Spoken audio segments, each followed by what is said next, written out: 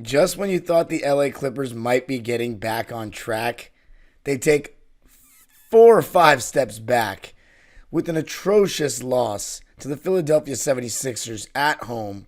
The Sixers were without Lowry, without Embiid, without Melton, without Batum, without Morris, without Rocco, and they still beat the Clippers. Going to be talking about what's going on with this team on today's Locked On Clippers. You are Locked On Clippers, your daily Los Angeles Clippers podcast, part of the Locked On Podcast Network, your team every day.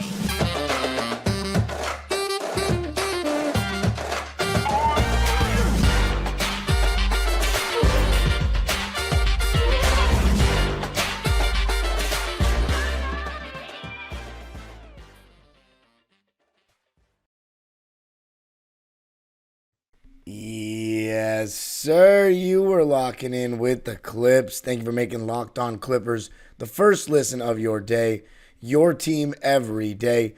I'm your host, Darian Vaziri, born and raised in LA and in my 19th season as a Clipper fan. You can also follow me on Twitter and Instagram at DimeDropperPod and subscribe to my own YouTube channel, Dime Dropper, for even more LA Clipper and LA sports content. A video of my experience at Sunday's game will be on my YouTube channel on Monday. And it was an interesting one to check out because there were a group of Philly fans from fans of a podcast called the Rights to Ricky Sanchez podcast that were flown out for the game. So a bunch of Sixers fans were in the 200 section, mainly sections 206, 208, 209, and 210.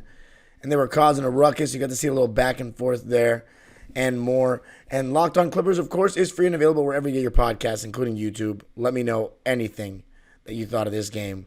And I've got a couple of things to say, starting with the fact that we played no defense, how it went so awfully wrong in the fourth quarter, and we'll be talking about the game in general, plus looking towards the Monday game, the second half of the back-to-back against the Indiana Pacers.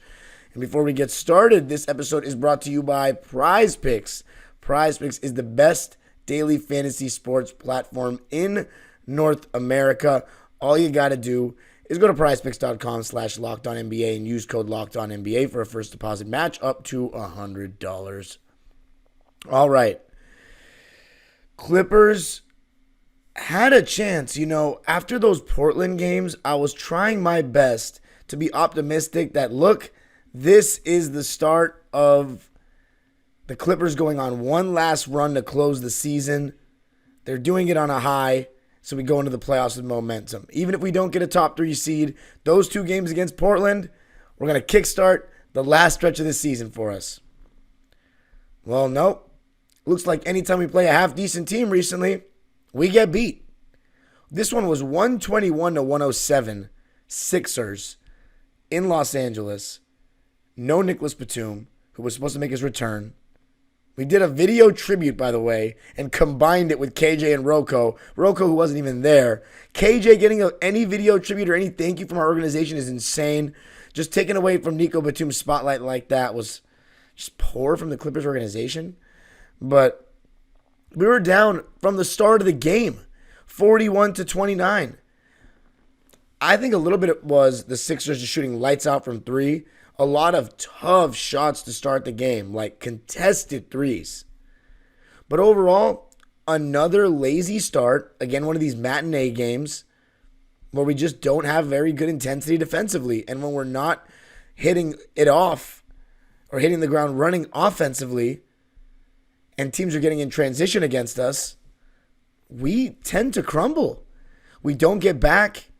We get cross-matched, and then we get exposed for not having as many good one-on-one defenders as we think we have. In this game, Terrence Mann was guarding Tyrese Maxey to start. Zubac was matched up against Mo Bamba. Tobias Harris, he was giving us a glimpse of 2019 Clipper Tobias Harris, where he was amazing in the first half. He had 19 points in the first half, only 5 in the second, so he ended with 24 points. But in the first half, he was lighting us up, and he was hitting all sorts of shots. Mind you, Zubac is in drop coverage per usual, But he was hitting shots not just against Zubats in drop coverage, but turnarounds, contested fallaways, some really nice shots from Tobias. But the Sixers were just off to a great start, and they led after one, 41-29. Our strategy to start the game was Zubats hedging on the screens with Maxey. And when you do that, because you want to take away his pull-up and his downhill ability, you give up something, usually the corner three, and the Sixers were just hitting their threes big time in the first half, and you were just hoping they would cool off. But I can't say the Clipper defense was great. There wasn't one player in particular that was like super bad at defense individually, but as a team, I just don't think we played good defense. I can't pick one player that was good defensively. We're slow on our rotations. Our point of attack defense is weak. We're not actually showing much resistance.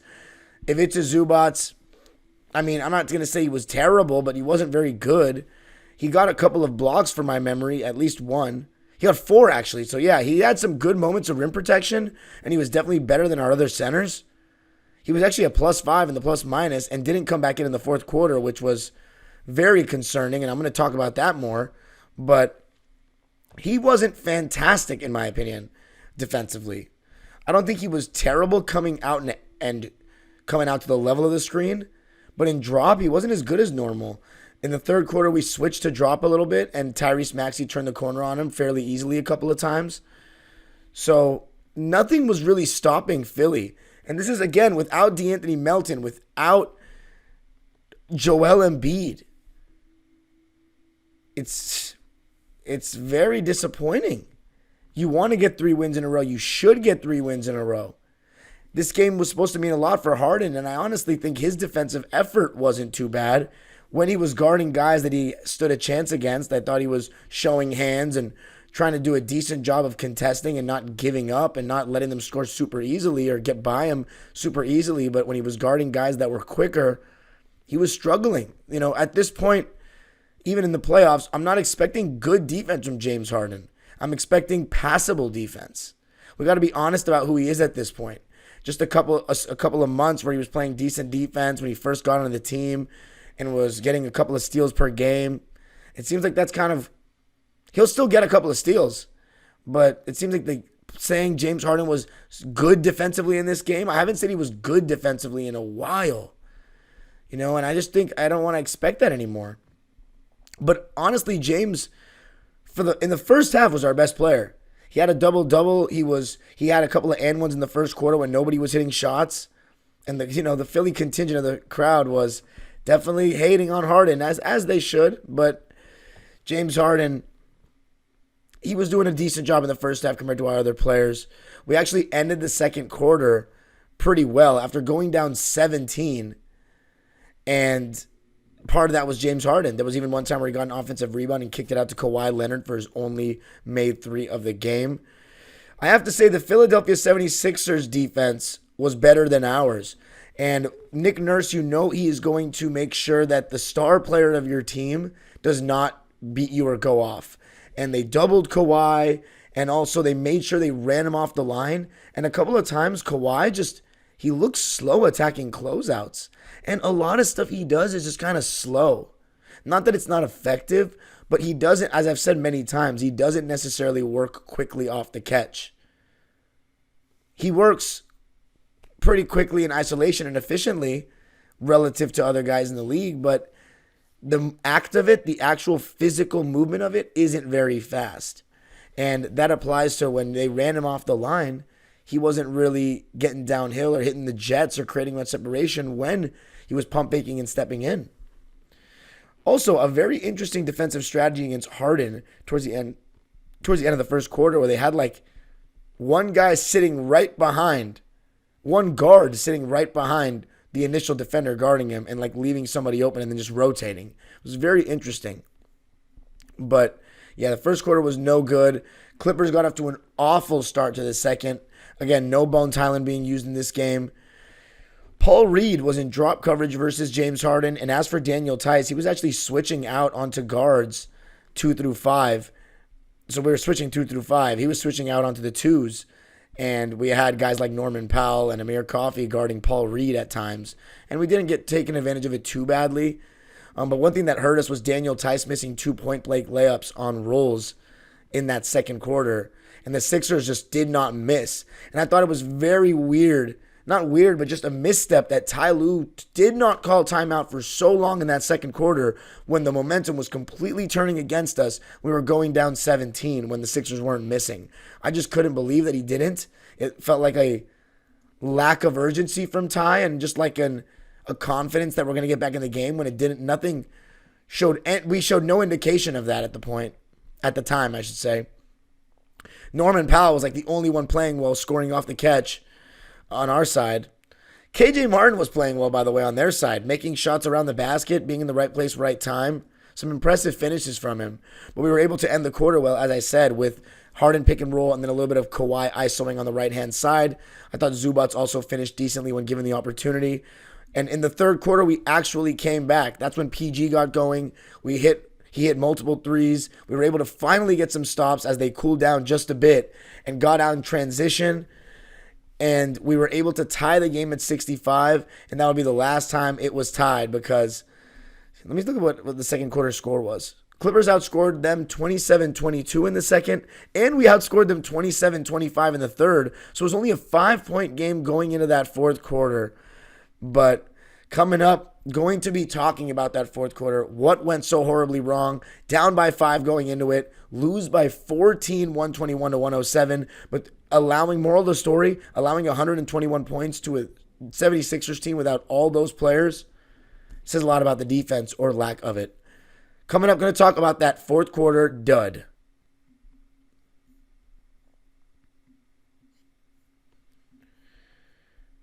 Did you know that even if you have a 401k for retirement, you can still have an IRA?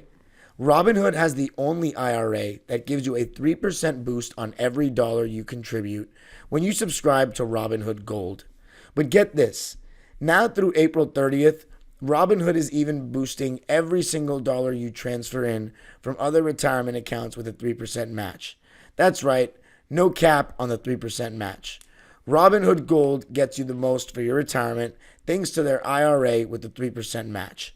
This offer is good through April 30th. Get started at robinhood.com/boost. Subscription fees apply. And now for some legal info.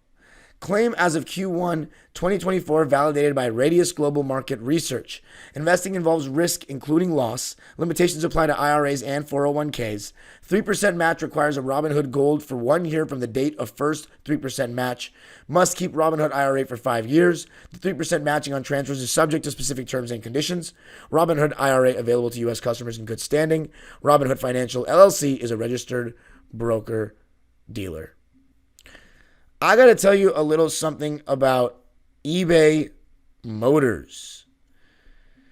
Passion, drive, and patience. What brings home the winning trophy is also what keeps your ride or die alive. eBay Motors has everything you need to maintain your vehicle and level it up to peak performance. From superchargers, roof racks, exhaust kits, LED headlights, and more, whether you're into speed, power, or style, eBay Motors has got you covered. With over 122 million parts for your number one ride or die, you'll always find exactly what you're looking for. And with eBay Guaranteed Fit, your part is guaranteed to fit your ride every time or your money back. Because with eBay Motors, you're burning rubber, not cash. With all the parts you need at the prices you want, it's easy to turn your car into the MVP and bring home that win. Keep your ride or die alive at ebaymotors.com. Eligible items only, exclusions apply. eBay Guaranteed Fit, only available to U.S. customers.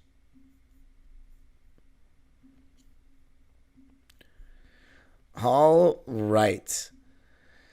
Clippers losing this one 121-107 to the Philadelphia 76ers. In the fourth quarter, we got outscored 33-24. And one thing that was interesting in this game, again, Ty Lue going with first half Daniel Tice, second half Mason Plumlee. And let's just say that Mason Plumlee didn't do very well. He made a layup. That's all I remember. He actually had 8 points, but he had 2 crucial turnovers, one of them in the backcourt where he was just completely rushing his pass to a guard and not looking to see if the defense had gotten back. He throws it away, and Tyrese Maxey hits a right wing three to make it 96-85. And Tyrese Maxey absolutely crushed us in the fourth quarter, which, if you remember, in the game I went to last season against the Sixers, he completely turned up in the fourth. And that was with Embiid and Harden. So it was almost like an exact replica in the fourth quarter of last year where he was just going off. And it happened without Kawhi Leonard on the floor and without Zubac on the floor. Tice, James Harden, Paul George, I believe Amir Coffey, and Norman Powell. And I want to say Amir Coffey, there were times where the guys just didn't even look at him. He was open and they just wouldn't even look at him. And I think sometimes Kawhi just takes too long to look up. I've noticed. And Paul George was doing the same thing to Amir in this game. And Amir only shot 3 times, made 1 shot, had 2 points. Brandon Boston had 4 points in 12 minutes. I thought he wasn't great. He was a +4 in the plus minus, but defensively I didn't think he was very good, which, again, I don't think anyone was very good. And offensively, he had that last possession of the third quarter, which was weird when Kawhi was still on the floor. But I don't really have much to say about him. We played Amir, we played Brandon, we played Mason, Tice, and Norm off the bench, so a 10-man rotation.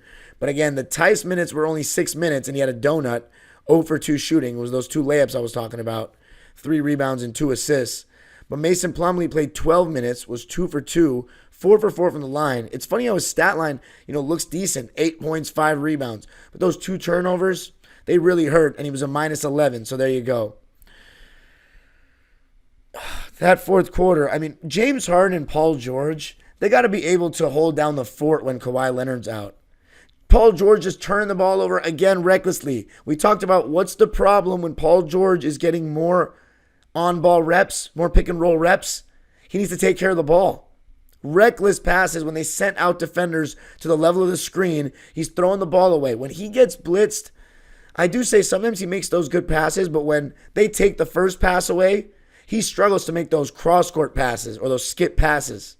And 5 turnovers from him. He had 18 points. He had a good third quarter. He shot 7 for 15 and 4 for 8 from 3, so he's been shooting really well the last couple of games. Last 10 games or so. But 5 turnovers, that's going to cost you. That's going to cost you. And it comes down to Paul George not being trustworthy with the ball, not being trustworthy in general for what he is as a player. James Harden, amazing first half. Second half, dud. Was 0 for 6 from 3, 5 for 13 from the field. 2 turnovers. He had 12 points and 14 assists. And in the second half, he couldn't guard anyone. Nobody was, and again, for this whole thing about Kawhi and Paul being such two-way players, they don't guard good players enough, and we switch so loosely that it's like all they needed to do is set a screen, and then they're off the guy with the ball. Paul George actually had some decent moments of defense, but he's not guarding the good players enough. And Terrence Mann, I can't defend him in this one. 6 points, 2 for 5 in the field. He made both his threes, but I had no moments in the game where I said, good defense, Terrence. His offense has been better than his defense of late, and our defense has been terrible. And I keep seeing those stats about how good our half-court defense is. Listen, our transition defense is atrocious. When we miss, and we just got to get back, and whoever's closest to the ball has to pick up the ball, they call it cross-matching. So, for example, if let's say James Harden was guarding Buddy Hield in this game, but we missed a shot, so he just happens to pick up Tyrese Maxey. Boom, blow by. It's just, we're in a lot of situations like that, and I just think that we don't look like a good defensive team. And then offensively, we have these spells where we're very cold. I know Westbrook was out, and I'm very excited to have him back. I'm going to talk about that in the final segment. But Norman Powell was like the only one that I think played up to his standard in this one. Zubac had 13 and 10 and 4 blocks. Honestly, he was pretty good. He wasn't perfect, but he was actually pretty good. The fact that we did not put Kawhi Leonard back in the game, Ty Lue, we just waved the white flag and said, oh, let's get ready for Monday. How do we not go for it? Kawhi played 31. That's crazy that he played 31 minutes and we wanted him to still play in the fourth. I was saying at the 10-minute mark or 9-minute mark, I said, get Kawhi back in this game right now. because it was getting out of hand. I couldn't trust Harden and Paul. And we just never put him back in. Never put Zoo back in. Just kept Plumlee out there. To see us get just ran over like that by the Sixers without half of their rotation players. I have to give them credit, though. Paul Reed was amazing. 10 points, 8 rebounds, 3 assists, 3 steals, 2 blocks. Monster stat line. Cam Payne, he's been a thorn in our side for many years. 23 points, 5 rebounds, and 3 assists. He shot 5 for 10 from 3. Buddy Hield, 3 for 6 from 3. Maxey, 3 for 5 from 3. Tobias, 2 for 4 from 3. Tobias shot 11 for 19. He and Maxey each had 24. So again, they just outplayed us in every facet. Paul George had 18 points on 7 for 15. Kawhi Leonard, 20 points on 7 for 16. And he missed a lot of shots he usually makes. He was 1 for 6 from 3. James Harden and Kawhi together were 1 for 12 from 3. Sixers shot 53% from the field and 49 from 3. Clippers shot 48% from the field, so not bad. 36 from 3, so mediocre, while Philly shot lights out. We shot 9 more free throws than them, though, and we made 10 more, so we did shoot well from the line. But it's the defense for me that just wasn't good enough. And then 5 turnovers from Paul George, 2 from Kawhi, 2 from Harden. Norman Powell had 20 points in 25 minutes on 7 for 11 shooting and 3 for 5 from 3 and 3 for 3 from the line. So I actually thought he was fine. But Kawhi, 20 points, didn't play in the fourth. I would have liked to see him play in the fourth. Paul George, not good enough. James Harden, not good enough to win. I'm sorry. Nobody was quite good enough. But coming up, let's talk about what that loss means and looking ahead to the Indiana Pacers game on Monday.